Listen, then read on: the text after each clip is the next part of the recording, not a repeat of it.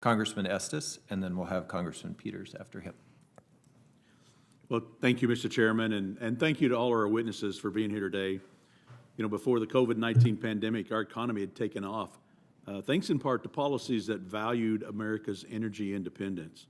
And today, as we try to recapture that economic boom that we saw before the pandemic, I worry that many companies who fought hard to stay afloat during COVID will ultimately fail with the rising tide of government mandates that make everything more expensive for them, including energy.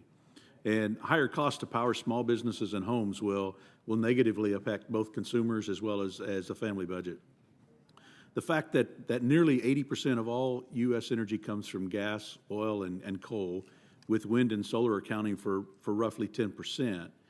So before we look at maybe what could be called unrealistic plans to remove fossil fuels completely from the U.S. economy, we should look at how do we focus on getting more efficient across the spectrum. And we certainly don't need special tax credits to subsidize electric vehicles for millionaires to arrive in California, particularly when my middle-class folks in Kansas have to pay for that write-off on the Tesla. So I'm a big advocate of an all-of-the-above energy strategy that prioritizes American energy independence, embraces the spectrum of fossil fuels and renewable energy, and doesn't necessarily focus on Washington picking winners and losers through these big subsidies.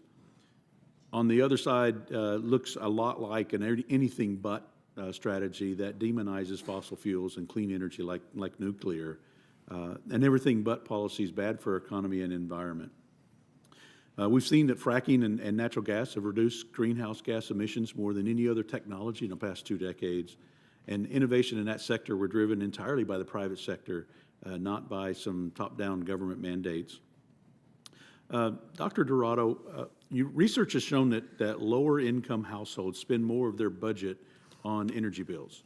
For example, a 2015 report found that households with less than $30,000 annually in income spend 23% of their after-tax income on energy, while households making over 50% annually spend just 7% of their after-tax income on energy. How do higher energy costs impact lower income families? Thank you, Representative Estes. That is correct that poorer families spend a higher percentage of their budget on energy, and I think because energy is a necessity, and this is true across the board of almost all necessities, that they affect the poorest the most. I think it's extremely important that we focus on increasing productivity growth in our energy sector and use the opportunity afforded through conversations like this to drive progress in our energy system across the board, including next generation technologies like advanced nuclear and advanced geothermal. I think that productivity will disproportionately help the poorest Americans. Thank you. Also, Dr. Dorado, you noted in your writing that the current structure of federal subsidies for clean energy generation particularly favors some forms of power over others.